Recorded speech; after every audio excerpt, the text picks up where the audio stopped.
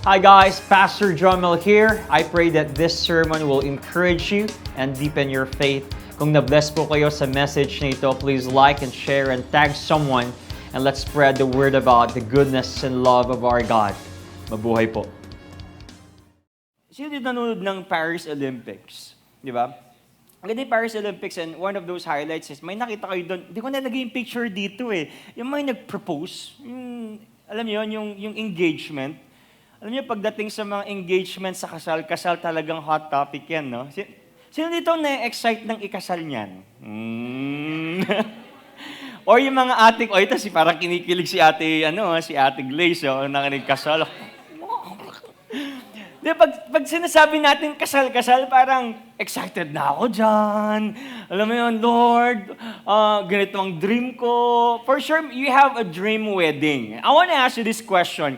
Ano ang dream wedding mo? Some of you here, especially, ang mga mahilig mangarap yung mga babae, no? Pagdating sa basta kami, pag may pastor, kasal na, kahit dyan nga lang sa office game na eh. Pero yung mga babae, talagang, they're dreaming of their own weddings. Meron ba dito nagdi-dream ng garden wedding? Tapos biglang bumagyo. Bad trip ka naman, Lord. Or maybe nagdi-dream kayo ng beach wedding. Pero underground. Maybe some of you here gusto nyo ng beach wedding, tapos may dadaan na yacht, di ba? Tapos palubog yung sunset, tapos biglang may mga sasabog na mga confetti at mga rose petals doon, and then papasok yung bride, oh. Oh, kilig to the bones, di ba? Or maybe sino dito nangangarap pa rin ng church wedding? Kahit saan. Kahit Katoliko, pastor, okay lang. Okay. Kahit sa anong part, basta gusto ko church wedding or something like that. Or maybe gusto nyo pa rin, or gusto nyo ng underwater wedding. Meron ba dito, water wedding? You know, we're dreaming of our own weddings. Tama?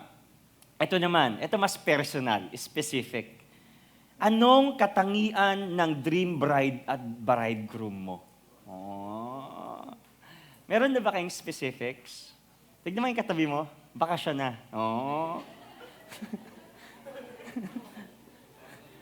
Di naman, Lord, mukhang katulong ko lang to eh. Grabe, sama mo ah. Okay, for sure, you're praying for someone, tama? Anong katangian? Pastor, gusto ko kasi medyo tisoy, di ba? Or medyo morena, di ba? Ako kasi, ang gusto ko yung faithful. Kung ako tatanungin, gusto ko yung faithful, nagsiserve kay Lord, tapos maganda mag-smile, magandang mata, tapos dentista. Para sure, taga-basyo. Para baka makawala pa eh, di ba? But we have those specifics, alright? So ngayon po, ang pag-uusapan natin ay this, our title, kasi pinag-uusapan po natin yung church, and by the way, this is our 8th week. Palakpakan naman natin ng Panginoon, di ba? For the last 8 weeks, we talked about the church or the ecclesiology. 1, 2, 3 parts ay pinag-usapan natin yung theological foundation. 5, 6, 7, 8, which is we're going to land this series. Uy, grabe naman yun, bro. Ba't ngayon mo lang nilabas? Okay, hindi na, ayan. Pang 8 week na po natin ngayon, and pinag-usapan natin yung the church is the body of Christ. Church is the building of Christ. Church is branches of Christ. Church is beacon of Christ. And today we're going to talk about church is the bride of Christ. That's why I want to bring you on this subject, #bride of Christ. Di ba? Pag yung mga kasal-kasal, mahilig sa mga hashtag yan eh. Di ba? Jomel D, Kina, Salna. Yung mga ganon. So mga ganon. Di ba? Iniisip ko nga si Doc Josh, ano yung hashtag niya eh. Iniisip ko kanya, hindi ko naisip eh. So, the church is Christ's body. And as I open this message, the image of marriage, kung papansinin niyo sa Bible, biblical perspective, the image of marriage is used to describe the relationship between Christ and the church. Pag nakakakita kayo ng mag-asawa, dito hinihambing ni Jesus Christ yung sarili niya at yung simbahan. Kapag nakikita kayo for example, mag-asawa, so parang ang bridegroom ay yung tatay at yung bride ay yung nanay. That's why I want to read Ephesians chapter 5, verse 27 to 27. Can I invite you to please all rise as we read God's word for today, and then we're going to pray. If you have your Bible or Bible app, pwede nyo siyang buksan. If you don't have, meron tayong malaking screen dito. Matthew chapter 5, verse 25 hanggang 27. It says here, husbands, love. Sabi nyo nga, love.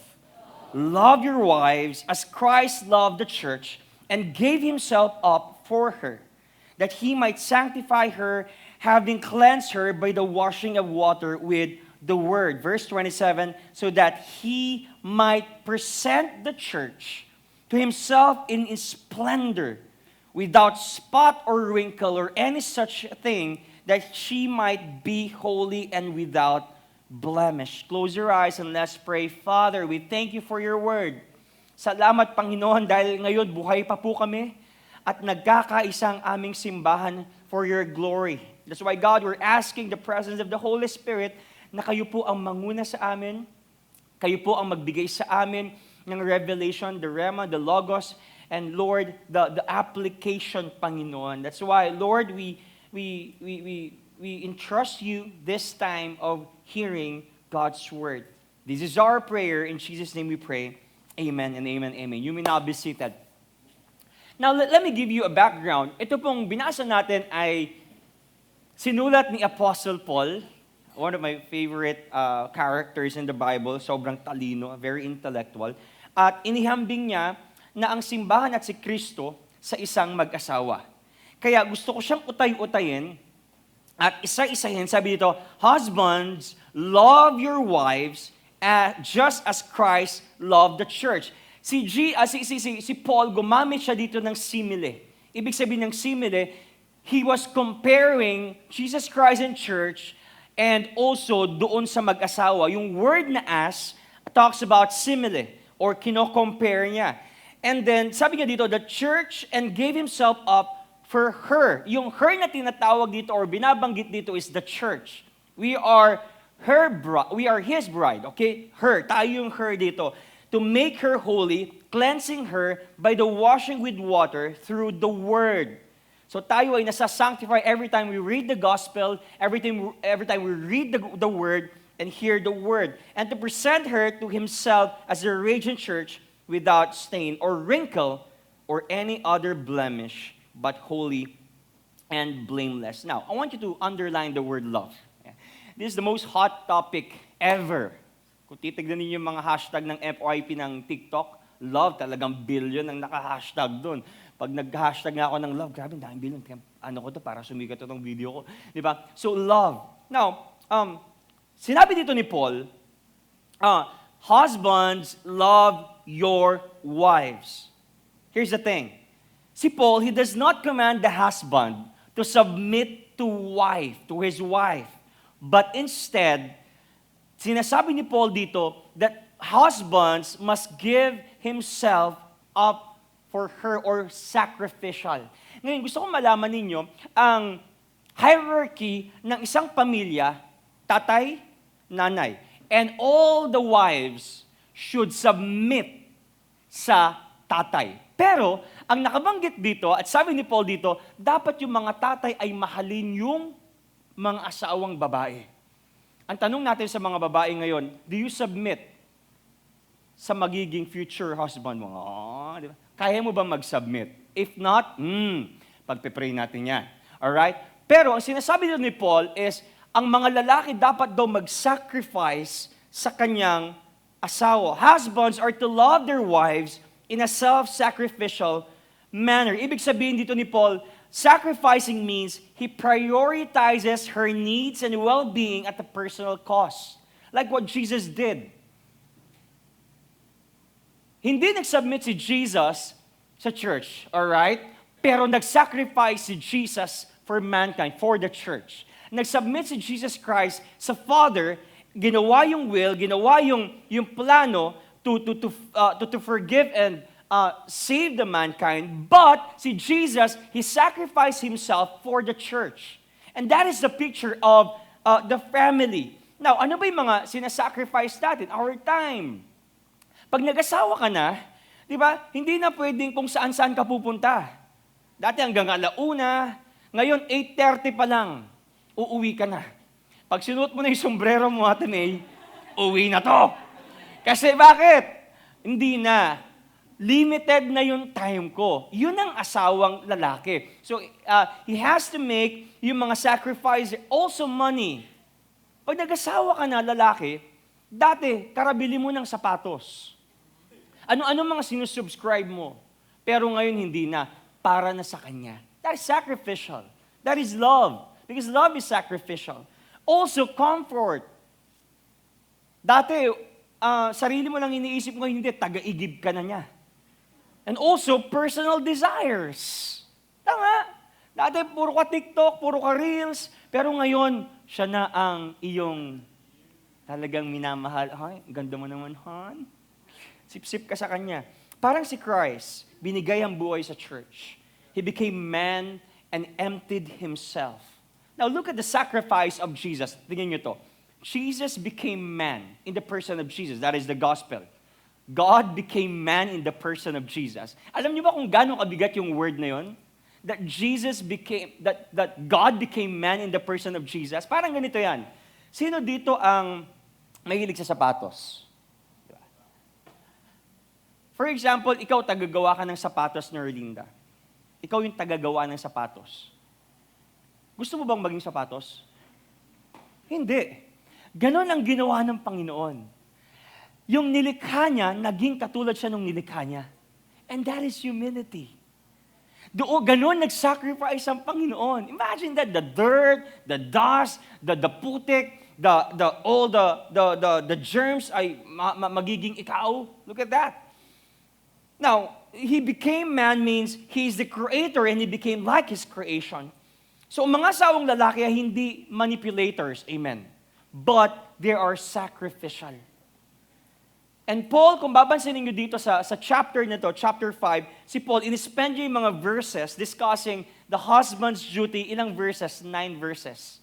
Versus 3 verses sa mga asawang babae. Now, here's the thing. Okay, I just laid the foundation. And then I'll tell my points. Hindi ka pwedeng pakasalan nang walang namuong friendship. Hindi ka pwedeng pakasalan kung hindi ka kilala ng groom. Meron ba kayong nakilala na, uy, nakilala ko siya last week, pero hindi ko siya kilala, gusto ko siyang pakasalan? Meron ba kayong nakitang ganun? Unless kayo ay fixed marriage. Pero most of them, pag fixed marriage, hindi nagsasucceed. Pero bago kayo magpakasal, meron kayong ilang, I want to ask you, okay? Nakausap ko naman na kayo, pinagpaalam ko po to because I don't want to offend someone. Ilang years kayo magkaibigan bago kayo na-engage? 8 years. Grabe, 8 years. Look at the friendship. Ang tagal. Tapos nung nag-propose si Kuya Jello sa'yo, ang sarap kasi nag-reminisce yung first time mo nakilala siya at nakita siya sa school ninyo, unang barbecue stick ninyo, tinago nyo pa yung tansan, di ba? Nang unang ininuman yung soft drinks, nag-reminisce lahat ng yon. Tapos sabi ni Kuya Jello, will you marry me? Hindi ka pwede magpakasal o hindi ka pwede pakasalan hanggat hindi mo kilala yung pakakasalan mo. Tama ba ako doon? Now, here's the thing. Christ sees the church as His bride. But before that, tinawag ng Panginoon ang simbahan at ang mga anak niya as His children, as His friend. And then when He comes back, doon tayo pakakasalan ng Panginoon. Hindi ka pwedeng ikasal kung hindi naman kayo magkakilala. Pwede, pero depende. Di ba? Pwede, pero walang attachment. Tama ba? Kasi how can we befriend God? Here's the thing. How can we befriend God kung patay nga tayo at bulag tayo? Ang maganda sa Panginoon, He made the first move. He initiated the first move. Jesus made the first move. Anong ginawang move ni Jesus? He became man, died for us, forgave our sins, and then gave us light. And then nung nagkaroon tayo ng kamalayan, nung nagkaroon tayo ng ilaw, then we have the ability, nung nag-regenerate sa ating yung Holy Spirit, then nagkaroon tayo ng faith, tinanggap natin si Kristo, and then you became His child. We became His children. It says here in John 15:16, you did not choose me, but I chose you.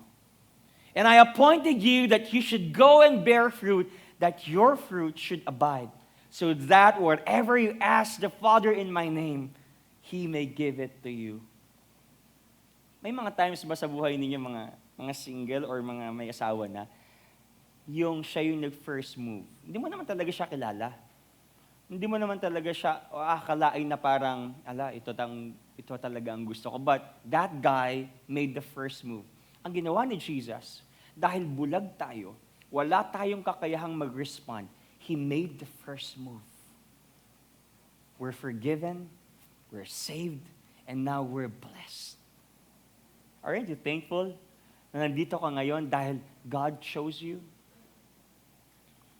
And yeah, good thing. She is the one who initiated para maging bride niya tayo at kaibigan niya tayo. And first thing I want to highlight about the church as His bride is Christ. Number one is this, fondness and sacrifices. Fondness and sacrifices. Pag sinabi po natin fondness, it means affection. Pag sinabi na, grabe ang fond nila, no? Yung fondness nilang magkaibigan, mag-asawa, mag-irog, grabe. Fondness means affection. Fondness means likeness, love, attachment. At alam niyo po ba, Christ's love for the church ay pinakita niya through His sacrifice. Yung love ni Jesus sa atin, hindi lang feelings. Kasi pwede mo sabihin kay Ate Almira, mahal kita at talagang umiiyak ka pa every time na sinasabi mo, pero hindi naman nakikita. Pero ang Panginoon, pinakita niya yung love niya at translate niya yung pagmamahal niya, even though while we were still sinners, He died for us. Can you know anyone or somebody na kayang mamatay sa iniirog niya or sa crush niya? Wala pa tayong nakitang ganon. Or mga bayani, yes. But look at Jesus. He died for all our sins. Hindi ka naman niya kilala. He died for all our iniquities and transgressions. Kahit na nagkakasala during sinusuntok natin ng Panginoon, dinuduraan natin ng Panginoon, tinalikuran natin ng Panginoon, He died for us. At yung sinabi ng Panginoon na, for God so loved the world, He gave His only begotten Son, and whosoever believes in Him shall not perish but have eternal life. That part translates His love, His deeper connection para sa atin. Can you imagine that? Mamamatay ang Panginoon sa hindi niya kakilala, sa isang makasalanan. Of course, He knows you. He knows you that you're a sinner. And no, He also shows His love by continually caring for and providing for the church. In John 15:13 says, greater love has no one than this, to lay down one's life for one's friend. Friends. Now, sabi dito, laying down His life for His friends shows a deep personal connection with them. That's the love of Christ for the church. By the way, ang kausap po ni Jesus dito ay yung kanyang mga disciples. Para ba sa mga disciples lang ito? Maybe, yes. Friend ng Panginoon yung mga disciples. But also, this is extended to the church. Because in John chapter 17, pinag-pray ng Panginoon ang church to have unity. And now, I want to talk about friendship. At pakita natin ang tunay na friendship. Some of us here medyo parang confused tayo. Bakit ba sinasabi ni Pastor na dapat maging personal tayo, dapat maging ganito tayo sa bawat isa. And I want to show to you anong ibig sabihin ng friendship. Sino dito you're longing for a good friend? Di ba? Sino dito kailangan ng friend? Hindi ko sinabing i-befriend nyo lahat. Yung 1, 2, 3 friends, those are your treasure. Those are rare. Sino dito gusto ng kaibigan or may kaibigan ngayon? Ang saya kapag may kaibigan, di ba? Na parang sinusuportahan ka, mahal ka. But I want to give you 3 things na yung kaibigan nyo ay talagang tunay na kaibigan. First is this, like Jesus. Good friends are faithful and exemplify faithfulness. Alam niyo po, madalas sa atin, no? We are longing for a faithful friend. Tama? At ang tanong, if you're longing a faithful friend, then are you also faithful to your friend? Minsan kasi gusto natin ng faithful friend, pero tayo hindi naman faithful. Jesus became our friend. Jesus became our Father. Jesus became our Abba Father, our Daddy. Lord, I know you're faithful. The question is, are you faithful to God? Christ is faithful. He exemplified this by dying for us while we were still sinners, showing that He's a good friend. How many of you here, you're longing for a faithful friend? Lord, send that friend na pwede kong makausap. That faithful friend na hindi ako lolokohin, hindi ako chichismis, Lord, hindi ako sisiraan. I want that.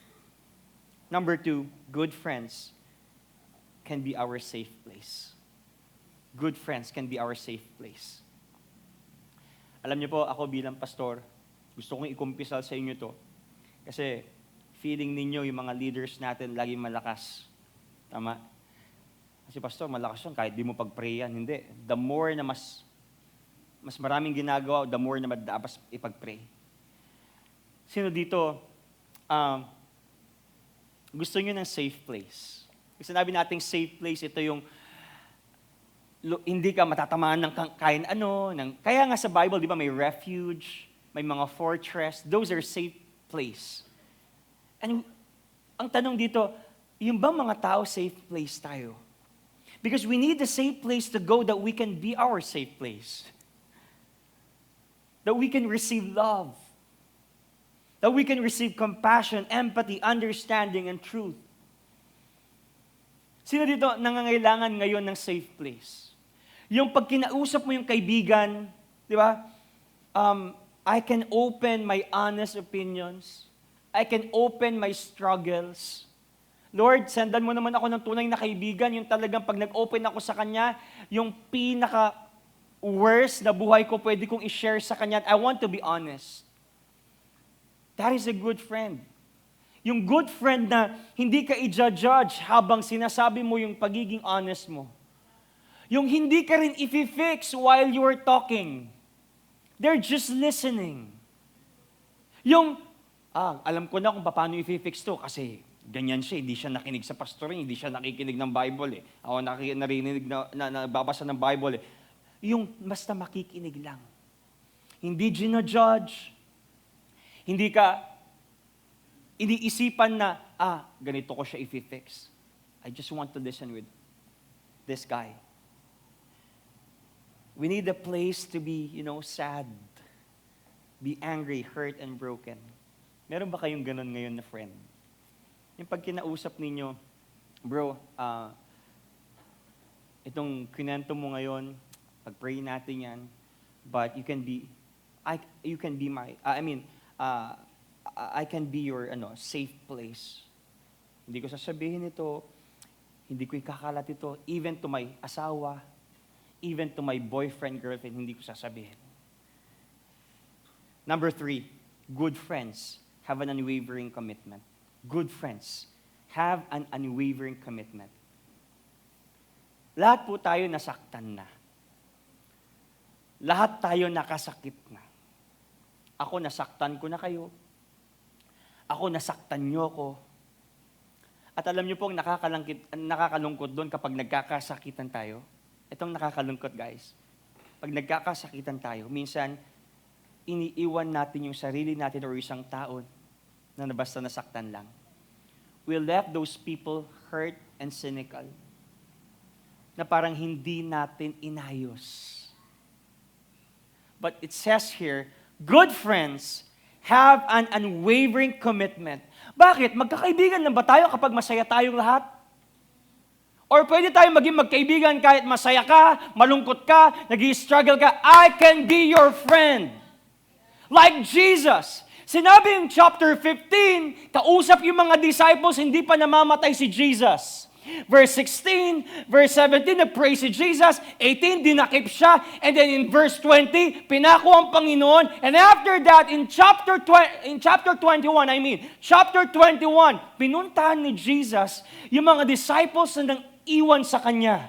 Trinain niya for 3.5 years. Pinakain niya, pinakita niya na maganda, minahal niya, compassionate, empathy, and yung mga miracle kasama yung mga disciples. Yet, iniwan siya.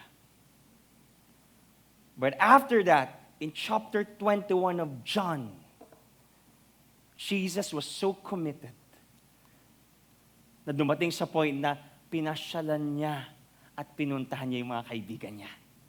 That is Jesus. Madalas, masaya lang tayo at kaibigan lang natin yung mga kaibigan natin kapag masaya lang tayo. Kapag yung pupunta tayo ng ganito, wow, masaya. Pero pag may struggle na, wala na. Ba't ganun? You know, to maintain friendships, it requires commitment. Despite our brokenness and sins and realities. Sabi mo sa katabi mo, kaibigan ba kita?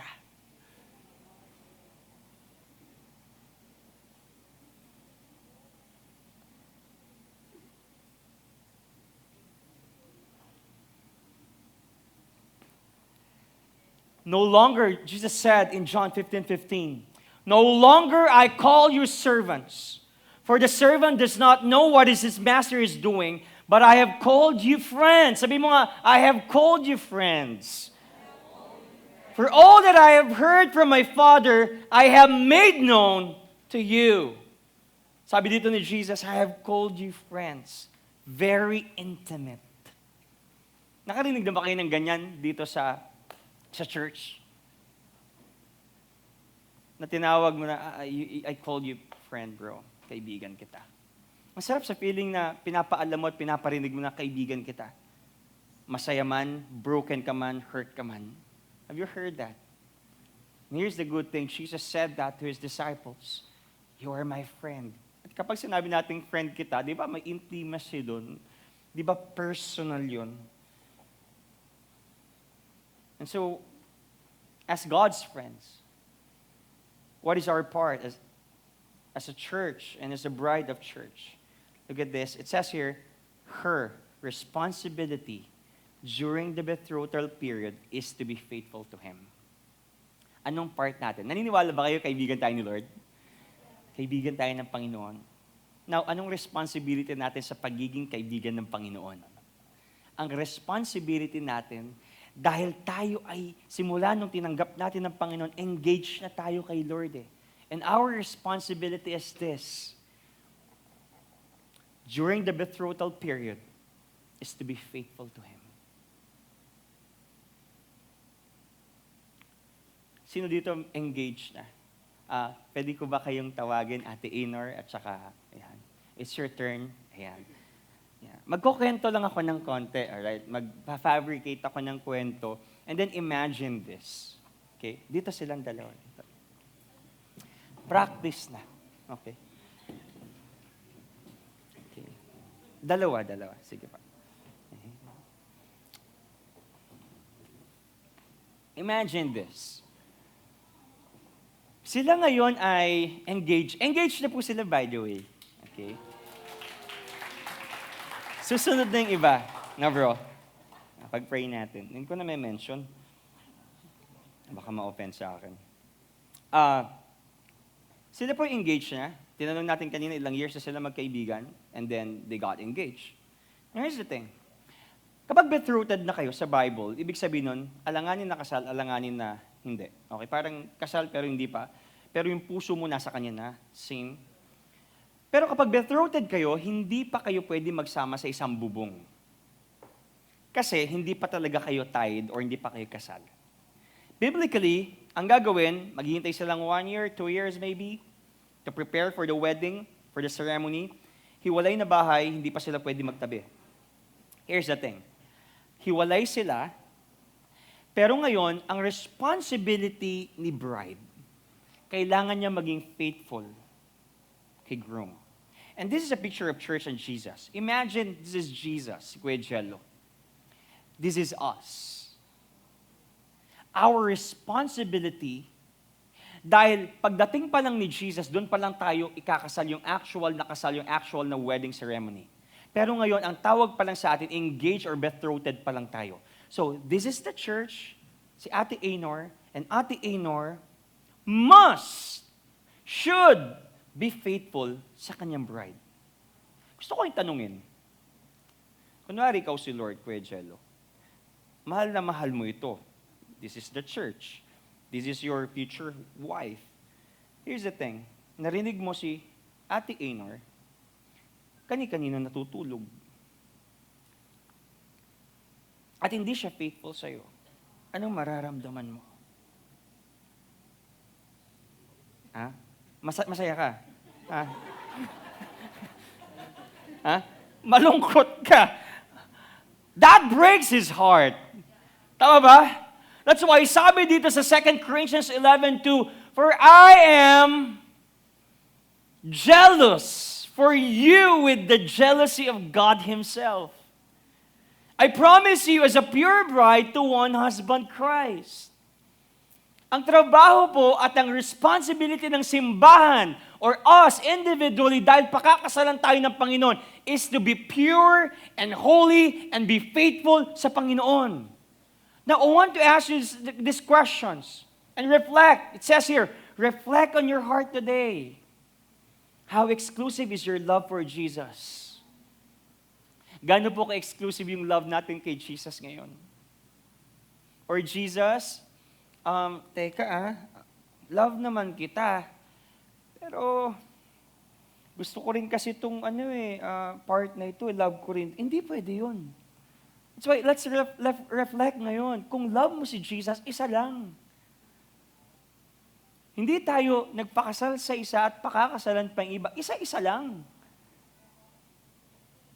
Hindi pwedeng engage ako dito, uy, pwedeng ligawan ko rin yun Hindi pwede yun. Sabi mo nga sa katabi mo, isa-isa lang. Let's be faithful to God. Now, right now, request the Holy Spirit to reveal any love that threatens to become adulterous against God. Request natin ng Holy Spirit, Lord, please reveal those idols sa buhay ko. Kapag medyo nagiging unfaithful na ako sa iyo, ikaw yung mapapangasawa ko, Lord The church, ikaw yung mapapangasawa ko, Lord Ano ba yung mga yon? Mas mahal ko ba yung jowa ko? Mas mahal ko ba yung trabaho ko? Diyos ko ba yung cellphone ko? Diyos ko ba yung sarili ko? Diyos ko ba yung ganitong karir ko? Because those stuff ay pwede kong maging idol. Number 3, respond by making the necessary change if anything is revealed. So what is your next step? And then recommit to your exclusive relationship with God afresh as if renewing your marriage vows to Him. That's why this one, it talks about flawlessness and faithfulness. Christ expects us to become flawless and what? Faithful.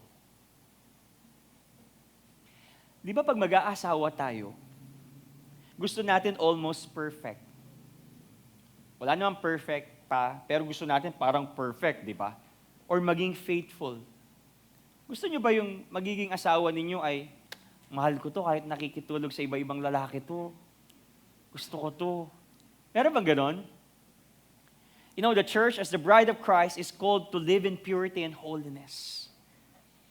And there should be an ongoing sanctification pursuit of holiness. Now, here's the thing. Ito na, balik tayo kay Ate Anor at saka kay Jello. Ate Anor, engaged na kayo. Nag-date kayo. Alright. At dahil mahal mo siya, ipagluluto mo siya ng favorite mo, bro. Sinigang na baboy, na beef, or kahit anong sinigang. Okay. Sinigang, pinagluto mo siya ng sinigang kasi mahal mo siya. Ngayon, pagkatapos mo siyang paglutuan, hinandaan mo siya ng table, may violin pa. Ikaw ay dilaw, di ba? Kung anong kulay mo man, brown o ikaw ay brown or what, ikaw ay kahel. So, pinagluto mo siya. May violin, may mga kandila, tapos may mga wine, imagine that. Ginawa mo yun kasi mahal mo siya. Ngayon, bago kayo kumain, sabi mo sa kanya at nagpaalam ka sa kanya, Jello, aalis muna ako. Bakit? Saan ka pupunta? Sasabihin ni Kuya Jello. Hindi. Mimit ko lang kasi yung mga best friend kong mga lalaki. At isa doon, nandun yung isa kong ex. Anong mafe-feel mo? Mahal mo naman siya. Mahal mo naman siya. Pero nagpapaalam ka na imimit mo pa rin yung mga boyfriends mo at yung ex mo. Anong mafe-feel ni Kuya Jello? Anong mafe-feel, for example, ng Panginoon? Here's the thing. Madalas sa atin, marami tayong parts na, Lord, love naman kita eh. Pero okay lang ba na i-meet ko pa yung mga exes ko? At yung mga boyfriends ko? Na kapag na-engage na tayo, dapat kay Lord na lang tayo. Amen. We have to be faithful and flawless. Ephesians 5:27, and to present her to himself as a radiant church without stain or wrinkle or any other blemish, but holy and blameless. It says here, no one plans to commit adultery when they marry. Meron ba dito na gusto ko magpakasal kasi magiging adultery ako eh? Magiging adulterous ako eh? Wala naman. Diba? Gusto natin maging faithful. Brides and grooms wholeheartedly commit to their covenant promises. Amen? Now here's the question. Why do so many marriages fail? Because of one thing. It says here, adultery. Minsan, nakakalungkot. Nagiging adulterous tayo sa mata ng Panginoon. At nag-commit tayo ng adultery because we're not faithful to God. In Ephesians chapter 5, verse 31-32, as the scripture says, a man leaves his father and mother and is joined to his wife. The two, look at that, the word the. That's an article, specific. The two are united into one. This is a great mystery. But it is an illustration of the way Christ and the church are one. Gusto kong sabihin sa inyo, Ate Anor, pag yung lalakad ka na sa aisle, habang tumutugtog yung violin, di ba? May aisle dyan. For example, ito yung aisle na lalakaran mo. Sasabihin ng MC, let's welcome Anor for her last maiden walk. Last maiden walk. Parang sinasabi mo, okay, I have to cut all my ties doon sa mga boyfriends ko before. Doon sa mga naging friends ko before. Habang naglalakad ka palapit sa iyong groom, sinasabi mo, I'm loyal, I'm faithful to you, I'm going to cut all those ties na meron ako. Same and similarly to Jesus. Lord, as I go through dun sa sanctification, palapit ako ng palapit para tayo kakasal someday. And I'm cutting all those idols, I'm cutting all those gods, I'm cutting all those adulterous works because, Lord, I am faithful to you. Pagkakasal kayo someday, habang naglalakad kayo, yun ang may isip ninyo. Kakalimutan ko na ang lahat dahil ang puso ko ay para kay Kuya Jello na lang. That is a picture of the church. Here's the thing. Is the church faithful to Jesus? Thank you so much. Palakpakan naman natin sila. Thank you po. Panalangin namin ang inyong provision. And, pakabait ka, bro.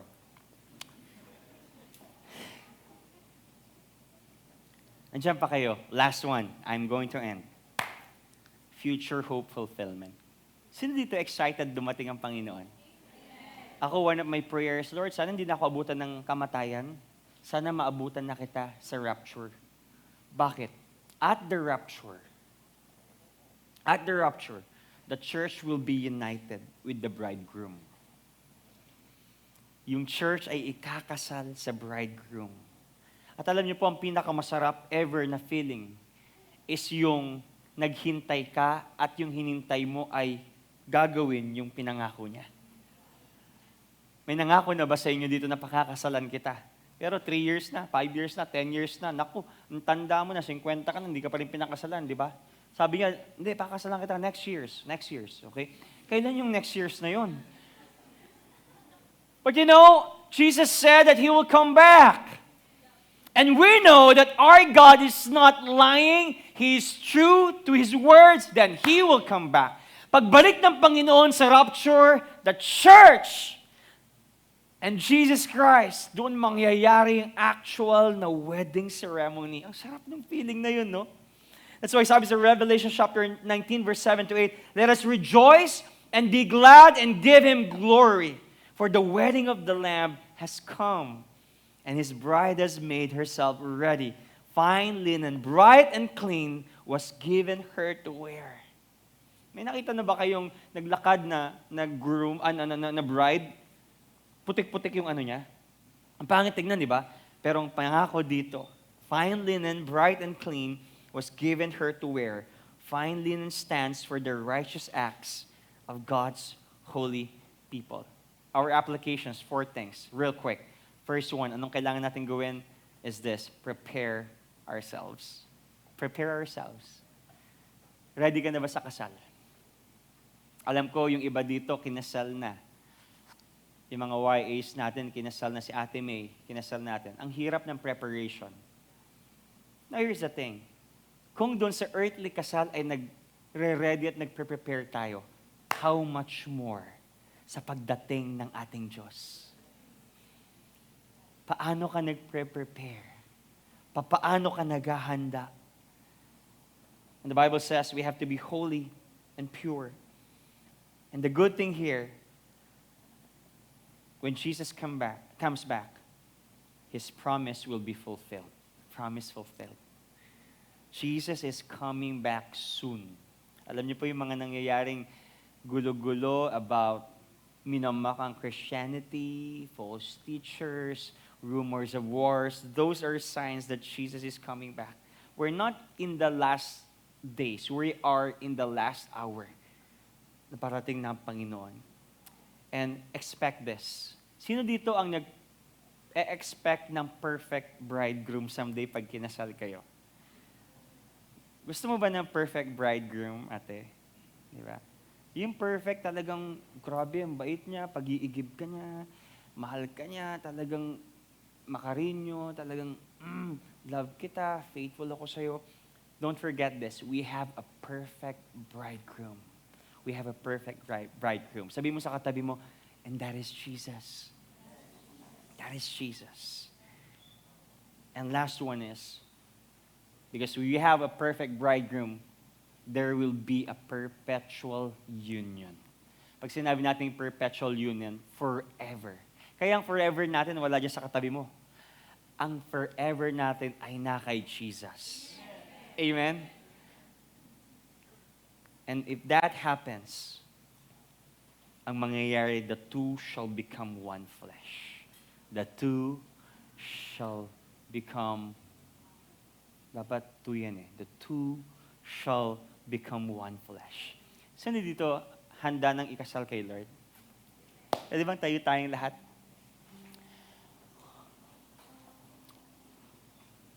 Jesus and the church will soon be united as one. I'm so excited dahil one of the things that we have to do is we have to prepare ourselves. Lord, I'm preparing myself to be holy, to be pure and be faithful sa ating kasal someday. Then the two shall become one flesh.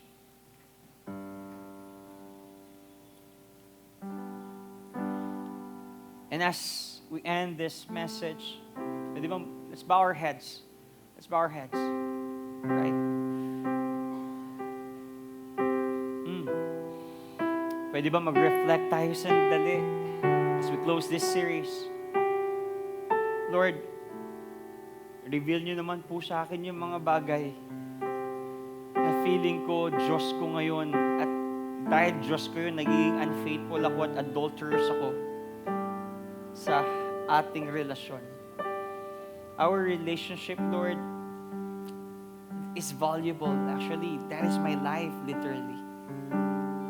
Can we just bow our heads for 2 minutes or a minute? Ask natin yung Holy Spirit, Lord, pwede bang pakita niyo po saan po ako unfaithful sa inyo ngayon? Lord, unfaithful po ako because of my pride. Lord, unfaithful po ako because of sexual immorality. Lord, unfaithful po ako because of my idols, my cell phones, my work, my career. Na Lord, nakakalimutan na kita, di na kita inuuna. Come on. Ask the Holy Spirit. Holy Spirit, please reveal that. Oh Lord, mas mahal ko na yung ministry ko kaysa sa inyo, Jesus. Mas mahal ko na yung sarili ko kaysa sa inyo, Jesus.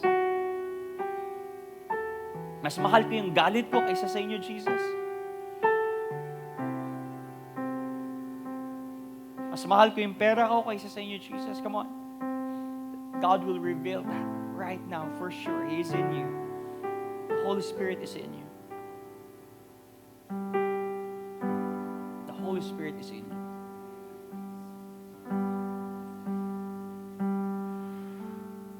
Now, kapag nireveal na ng Panginoon, let's recommit our vows to Him.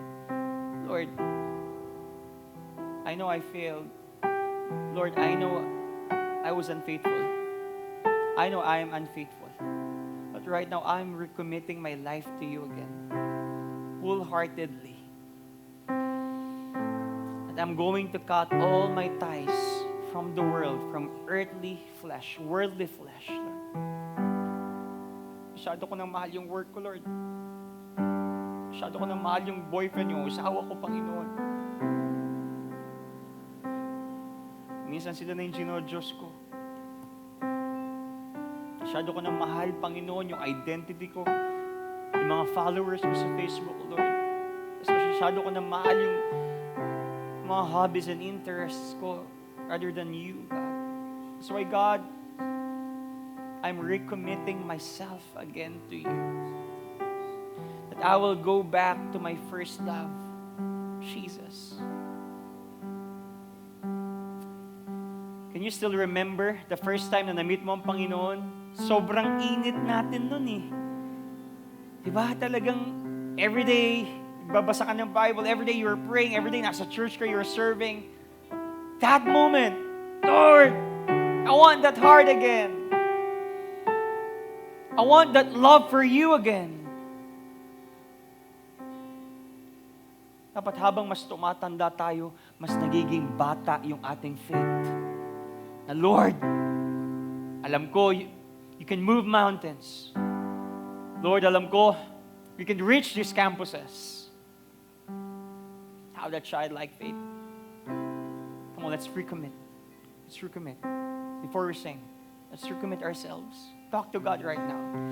Talk to God right now. Renew your vows. God, pupunta ako sa church hindi dahil may sweldo ako. Lord, pupunta ako sa church dahil nandito yung crush ko. Lord, pupunta ako sa church kasi sinabi ng pastor. But Lord, I'm going to church because of you, Lord. I am your church. I am your bride. I want to be faithful, God. I want to be faithful, Panginoon. Don't mind your seatmate. Don't mind your seatmate. Come on. Open your hearts. Open your hearts. I can sense sa atin dito, marami tayong pride that hinders us to love God and be faithful to God. Remember, you're longing for a faithful friend. Then, maging faithful din tayo sa kaibigan natin. Maging faithful din tayo sa mapapangasawa natin. Oh God.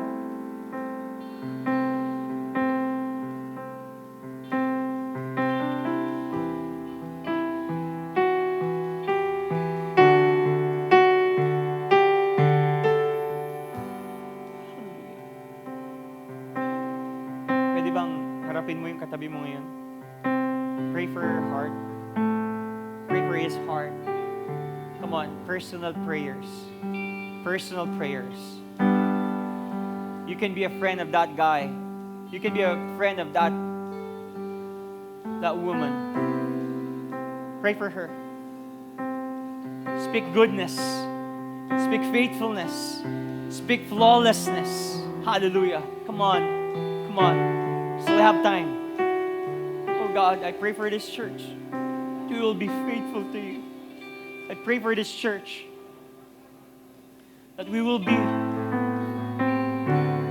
pure and holy sa inyong mata, Panginoon. We will do what is right in your eyes. We will do what is your will. In Jesus' name.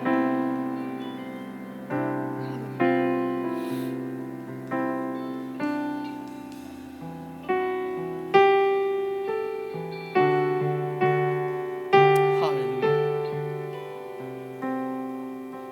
In Jesus' name. Hallelujah.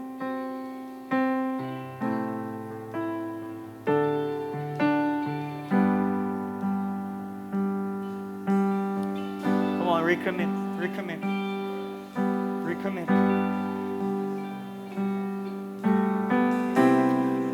Amen. Amen.